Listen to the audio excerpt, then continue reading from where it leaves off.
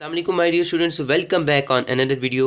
उम्मीद करता हूँ कि आप सब खैरियत से होंगे और अपनी अपनी स्टडीज़ में मसरूफ़ होंगे। आज आपके साथ में एक नए नहायत ही अहम टॉपिक के साथ आए हूँ। आज की इस वीडियो का टॉपिक है अयूब खान का दौर और 1958 का martial law, 1958 martial law of Pakistan का जो पहला मार्शल लॉ का निफाज हुआ था उसके बारे में आज की इस वीडियो में हम जो है वो जानेंगे। आज की इस वीडियो में हम क्या क्या जानेंगे? आज की वीडियो में हम जानेंगे मार्शल लॉ क्या होता है, पाकिस्तान में जो पहला मार्शल लॉ 1958 में लगा था वो क्यों लगा था, उसके असबाब क्या थे, और अभी तक पाकिस्तान में जो मार्शल लॉ लगे हैं उनके बारे में जानेंगे। ये एक्स्ट्रा इन्फॉर्मेशन है जो आपको मैं यहाँ पर प्रोवाइड करूँगा। तो अगर आपको ये वीडियो अच्छी लगी तो इस वीडियो को करिएगा लाइक, इस चैनल को करिएगा सब्सक्राइब, ताकि मेरी हर नई वीडियो सबसे पहले आपके पास पहुँचे। मार्शल लॉ क्या होता है कि जब भी, इसकी जो डेफिनेशन है वो ये है कि जब भी फ़ौज किसी मुल्क का इक़्तिदार संभाल लेती है तो उसे मार्शल लॉ कहते हैं। कि जब आपके मुल्क का इक़्तिदार वो फ़ौज संभाल लेती है तो उसे हम मार्शल लॉ कहते हैं। डेमोक्रेसी और मार्शल लॉ में क्या फ़र्क है? जमहूरियत या डेमोक्रेसी में जो मुल्क का सरबराह होता है ना, वो वज़ीर आज़म होता है जिसे आप ख़ुद इलेक्ट करके आगे भेजते हैं। लेकिन मार्शल लॉ में ऐसा नहीं होता। मार्शल लॉ में मुल्क का जो सरबराह होता है वो एक ही पर्सन होता है जो चीफ़ ऑफ आर्मी स्टाफ होता है, या इस पर जो है अब मिलिट्री कूप इसको कह सकते हैं कि मिलिट्री जो है वो अब आपके इक़्तिदार पर आ जाती है। वो अब तमाम चीज़ों को देख रही होती है, मुल्क के इंतज़ामात वगैरह को वो फ़ौज ही हैंडल कर रही होती है। स्टूडेंट्स, अभी तक पाकिस्तान में 4 मार्शल लॉ जो है वो लग चुके हैं और तकरीबन पाकिस्तान में अभी तक 33 साल का जो दौर है वो मार्शल लॉ में ही गुजरा है। सबसे पहला जो मार्शल लॉ लगा था वो सिकंदर मिर्ज़ा के दौर में लगा था, और उसके बाद जनरल याहिया खान के दौर में, और जनरल ज़िया हक के, और लास्ट पर जनरल परवेज़ मुशर्रफ के दौर में जो है मार्शल लॉ लगा था। सबसे पहले हमने बात करनी थी सिकंदर मिर्ज़ा के दौर में जो है वो मार्शल लॉ कैसे लगा था। हमने इससे पिछली वीडियो में बात की थी कि सिकंदर मिर्ज़ा ने 1956 के आइन को मनसूख कर दिया था। 1958 में जो आइन था उसमें उन्होंने तकरीबन जो दौर था 1956 में पाकिस्तान का आइन बना था, और 1958 तक जो है उन्होंने तकरीबन 4 वज़ीर आज़म बरतरफ़ कर दिए थे, और उसके बाद पाकिस्तान में उन्होंने मार्शल लॉ का नफाज कर दिया था। लेकिन इसके साथ साथ तकरीबन 7 अक्टूबर 1958 में मुल्क में मार्शल लॉ का नफाज हो गया था, और इस दौरान जो है आपने जनरल अयूब खान को, सिकंदर मिर्ज़ा ने जनरल अयूब खान को मार्शल लॉ एडमिनिस्ट्रेटर बना दिए थे। लेकिन 20 दिनों बाद जो है जनरल अयूब खान ने सिकंदर मिर्ज़ा को मुल्क बदर कर दिया, उनसे इस्तीफ़ा दिलवाकर मुल्क से उनको निकाल दिया, और अब जो है 27 अक्टूबर 1958 को आपने इक़्तिदार संभाल लिया था, और अब आप बाकायदा तौर पर पाकिस्तान की जो है वो अब सरबराह बन गए। जो है जनरल अयूब खान जो है मुल्क के सरबराह थे, उन्होंने जो है मुल्क का इक़्तिदार संभाल लिया था। किसको? सिकंदर मिर्ज़ा को घर भेजने के बाद। मैंने आपको इससे पिछली वीडियो में बताया था कि सिकंदर मिर्ज़ा ने जो है वो मार्शल लॉ का नफाज किया 1958 में। उसके बाद जनरल अयूब खान को उन्होंने मार्शल लॉ एडमिनिस्ट्रेटर बना दिया। 20 दिनों बाद जनरल अयूब खान ने उनसे इस्तीफ़ा लेकर उनको मुल्क बदर कर दिया, और अब जो है वो अब बाकायदा तौर पर मुल्क के सरबराह जो है वो बन गए थे। पहला मार्शल लॉ जो है वो 1958 में लगा था। उसके बाद जनरल याहिया खान के दौर में दूसरा मार्शल लॉ लगा। 1969 से लेकर 1971 तक पाकिस्तान का दूसरा मार्शल लॉ का दौर जनरल याहिया खान के दौर में था। उसके बाद तीसरा मार्शल लॉ जनरल ज़िया हक के दौर में लगा। 1977 से लेकर 1988 तक तकरीबन 10 साल के जो अरसा था उनमें इन्होंने जो है वो इक़्तिदार संभाला था, मार्शल लॉ लगा। और last martial law general Pervez Musharraf ने लगाया था 1999 से 2008 तक जो था, ये दौर था मार्शल लॉ का। इस दौरान आपने मियां मोहम्मद नवाज शरीफ को जो है वो इक़्तिदार से हटाकर अब आपने मुल्क में इक़्तिदार संभाल लिया था और मार्शल लॉ का नफाज कर दिया था। ये 3 मार्शल लॉ थे जो मुल्क में लगे। ये चीज़ें बुक में नहीं बताई गई, ये एक्स्ट्रा इन्फॉर्मेशन है आपके लिए। अब हम आते हैं मेन पॉइंट पर, जो चीज़ बुक में बताई गई कि पाकिस्तान में मार्शल लॉ क्यों लगा था, मार्शल लॉ के असबाब क्या थे। मुंदरज झैल वजूहात की बिना पर पाकिस्तान में मार्शल लॉ लगाया गया। सबसे पहले थी ख़राब माशी हालात, सियासी अबतरी, ख़राब तजारती हालात, माशरती खराबियाँ, मुतफ़रक मिसाल। यहाँ पर मैं आपको शॉर्ट एक्सप्लेन करूँगा, तफसील से हम बुक पर डिस्कस करेंगे कि मार्शल लॉ लगाने की मुल्क में नौबत क्यों आई, मुल्क में मार्शल लॉ क्यों लगा। अच्छा, मार्शल लॉ की पहली वजह क्या थी? मुल्क के ख़राब माशी हालात। मैंने आपको इससे पहली वीडियोज़ में बताया कि इकॉनमी जो है किसी भी मुल्क की माशियत या इकॉनमी उस मुल्क की तरक्की में मेन किरदार अदा करती है। उस दौर में 1958 के दौर में पाकिस्तान में मुल्क की जो माशियत थी उसका बुरा हाल हो चुका था। आपने सुना होगा कि पाकिस्तान एक ज़री मुल्क है। हम कहते हैं कि पाकिस्तान एक ज़री मुल्क है, लेकिन 1958 में 1958 में ये हालत बन गई थी कि पाकिस्तान अपनी ग़िज़ाई अजनास पूरी करने के लिए बाहर के मुल्क से चीज़ें दरामद करता था। बाहर के मुल्क से चीज़ें अपने मुल्क में ला कर लोगों की ज़रूरियात, लोगों की ग़िज़ाई अजनास पूरी करता था। इसमें एक तो बहुत बड़ा ख़र्चा आता था। उसके बाद ये चीज़ों की डिस्ट्रीब्यूशन अच्छी तरीके से नहीं होती थी। लोग चीज़ों को अपने पास स्टोर कर रहते थे, जिससे हम कहते हैं जी, लोग चीज़ों को अपने पास स्टोर कर रहे थे। चोर बाज़ारी, ज़ख़ीरा अंदोज़ी उस दौर में आम हो चुकी थी लोगों के। और उस दौर में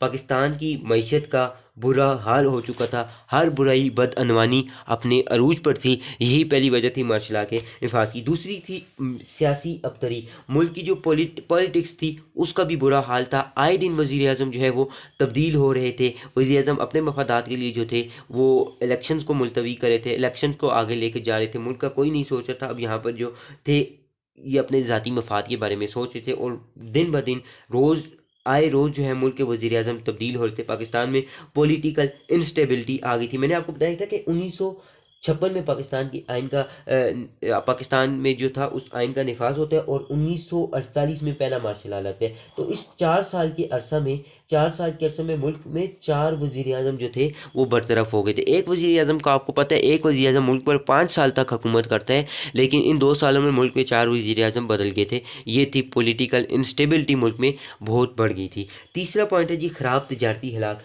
मुल्क के तजारती हालात बहुत ख़राब थे। जो चीज़ें मुल्क से बाहर भेजने के लिए ले जाती थी उनकी अच्छी कीमतें नहीं मिली थी, ना होने के बराबर थी। मुल्क में तजारती हालात ख़राब थे वहाँ, क्योंकि हम लेके जाएंगे अपने मुल्क से बाहर कोई चीज़ बेचने के लिए, हमें उसके बदले में पैसे मिलेंगे। ये हमारी इकॉनमी को स्टेबल करेगी, हमारी इकॉनमी को अच्छा करेगी, मुल्क की तरक्की में अहम किरदार अदा करेगी। लेकिन ऐसा नहीं था। उस दौरान मुल्क के तजारती हालात नहायत ही ख़राब थे, और पाकिस्तान के रुपए की कीमत में दिन ब दिन कमी वाक़ई हो रही थी। उसके बाद माशरती खराबियाँ, माशरे में बहुत सी बदअनवानियाँ जो है अपने अरूज पर थीं, और मुतफ़र्रिक़ा मसाइल और भी कोई काफ़ी मसाइल थे जिनकी वजह से मार्शल लॉ लगाया गया। जैसे कि वज़ीर आज़म अपने मफादात के लिए मुल्क में उन्होंने बुरा हाल कर दिया था। उसके बाद मुल्क में बदअनवानियाँ, हर तरह की सूद वगैरह ये चीज़ें अपने अरूज पर थीं। हर तरह की मुल्क में बदअनवानियाँ थी। इस वजह से मुल्क में मार्शल लॉ लगाने की नौबत आई। अब हम आते हैं बुक पर। तो अगर आपको कोई भी मसला हो आप मुझसे पूछ सकते हैं। बुक पर आएंगे, मज़ीद कन्फ्यूजन दूर होगी और डिटेल से हम इस पर बात कर सकेंगे। जनरल अयूब खान का दौर और 1958 का मार्शल लॉ। सिर्फ ज़ाती मफादात के लिए पाकिस्तान के पहले सदर सिकंदर मिर्ज़ा ने 1956 के आइन को मनसूख करते हुए 7 अक्टूबर 1958 को मुल्क में मार्शल लॉ नाफिज किया। मुल्क में मार्शल लॉ का निफाज किया, और बड़ी फौज के सरबराह जनरल अयूब खान को मार्शल लॉ एडमिनिस्ट्रेटर बना दिया। 1956 के आइन को उन्होंने मुअत्तल किया। पाकिस्तान में जो है वो मार्शल लॉ लग गया, और यहाँ पर उन्होंने अयूब खान को मार्शल लॉ एडमिनिस्ट्रेटर बना दिया था, आर्मी के जो आर्मी चीफ थे उनको। उसके बाद लेकिन 20 रोज़ बाद जनरल अयूब खान ने सिकंदर मिर्ज़ा से इस्तीफ़ा देने पर मजबूर किया, और इनको मुल्क बदल कर दिया। मुल्क से सिकंदर मिर्ज़ा को निकाल दिया था, इनसे इस्तीफ़ा ले लिया था, और अब खुद उन्होंने इक़्तिदार संभाल लिया था 27 अक्टूबर 1958 को। और जो मुल्क में जमहूरियत का निज़ाम ख़त्म हो गया था, अब मुल्क में डेमोक्रेसी ख़त्म हो गई थी। मुल्क में मार्शल लॉ का निफाज हो गया था, और आइन जो है वो मुअत्तल हो गया था। मार्शल लॉ के निफाज के असबाब, मार्शल लॉ क्यों लगा, इसके असबाब क्या थे? सबसे पहले मेन वजह जो थी वो मुल्क के ख़राब माशरती हालात। मुल्क के ख़राब माशरती हालात पाकिस्तान में मार्शल लॉ की पहली वजह थी। माशी इस्तेहकाम के लिए सियासी इस्तेहकाम ज़रूरी है, जबकि मुल्क में रोज़ बरोज़ ख़राब हो रही थी। मुल्क में सियासी इस्तेहकाम ख़त्म हो गया था, और किसी भी मुल्क में तरक्की के लिए, माशी तरक्की के लिए, इकॉनमी के लिए, अच्छा होने के लिए आपको पॉलिटिकल स्टेबिलिटी की ज़रूरत होती है। लेकिन यहाँ पर जो है पाकिस्तान में सियासी अबतरी कायम हो गई थी। हालात काफ़ी ख़राब हो गए थे। आए दिन वज़ीर आज़म तब्दील हो रहे थे। पाकिस्तान के ज़री मुल्क होने के बुलंदो बांग दावे तो किए। पाकिस्तान पाकिस्तान के ज़रिए मुल्क होने के बिलांगो बांग दावे तो किए जा रहे थे, लेकिन मुल्क में ग़िज़ाई अजनास भी दरामद की जा रही थी। यहाँ तक कि हम कहते थे कि पाकिस्तान उस टाइम पे कहता था एक ज़री मुल्क है, लेकिन ऐसा नहीं था। पाकिस्तान में ग़िज़ाई किल्लत को या ग़िज़ाई अजनास को पूरा करने के लिए बाहर के मुल्कों से जो है वो चीज़ें मंगवा कर यहाँ पर लोगों की ज़रूरत पूरी की जाती, जिस पर एक तरफ काफ़ी खर्चा आता था और दूसरी तरफ इसकी तकसीम के तरीक़ेकार में ख़राबी थी, जिससे अवाम में काफ़ी परेशानी थी। एक तो मुल्क से दूसरे मुल्क से अपने मुल्क में चीज़ें लाते थे, एक तो ख़र्चा भी आता था। दूसरी वजह यह थी कि इसकी तकसीम का तरीक़ेकार काफ़ी ख़राब था। लोगों में ये जो चीज़ें तकसीम करी जा रही थी वो अच्छे तरीके से नहीं तकसीम की जा रही थी और अवाम जो है उसमें काफ़ी परेशानी पाई जाती थी।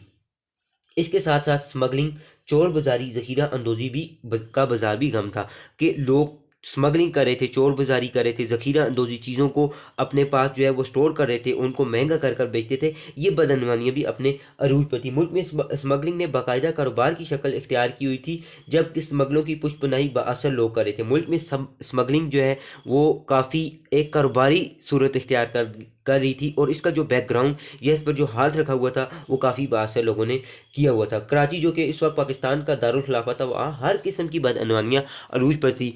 कराची जो कि पाकिस्तान का दारुल खिलाफा था, पाकिस्तान का कैपिटल था उस टाइम पर, उसमें भी हर किस्म की बदअनवानियाँ अरूज पर थी। ये थी पहली वजह मार्शल लॉ के नफाज की। दूसरी क्या थी जी, सियासी अबतरी या पॉलिटिकल इंस्टेबिलिटी भी हम इसे कह सकते हैं। पाकिस्तान के माज़ वजूद में आने के साथ ही अवाम और सियासी रहनुमाओं ने मिलकर मुल्क को तरक्की की राह पर गामजन करने की कोशिश की, मगर 1957 तक मुल्क की सियासी हालात इस कदर बदतर हो चुके थे कि सियासी कशमकश का ये आलम था कि मुल्क के हुकूमत की मुख्तलिफ वजारतों में इत्मीनान बख्श काम नहीं हो रहा था। मुल्क के सियासी हालात काफ़ी ख़राब हो चुके थे। मुल्क में वज़ीर-ए-आज़म आए दिन तब्दील हो रहे थे। मुल्क के वज़ीर-ए-आज़म जो है वो रोज़ बरोज़ तब्दील हो रहे थे और हुक्मरान अपने मफादात के लिए मुल्क के इलेक्शन मुलतवी कर रहे थे। हुक्मरान अपने मफादात के लिए मुल्क के इलेक्शन मुलतवी कर रहे थे। मुल्क के हालात काफ़ी ख़राब हो चुके थे और जो है आए रोज़ वज़ीर-ए-आज़म नया होता था, वज़ीर-ए-आज़म जो है वो चेंज होते रहते थे। मुस्लिम लीग जो कि पाकिस्तान की खालिद जमात थी, इसने 1954 के मशरकी पाकिस्तान के इंतखाबात में शिकस्त का सामना करना पड़ा और सिकंदर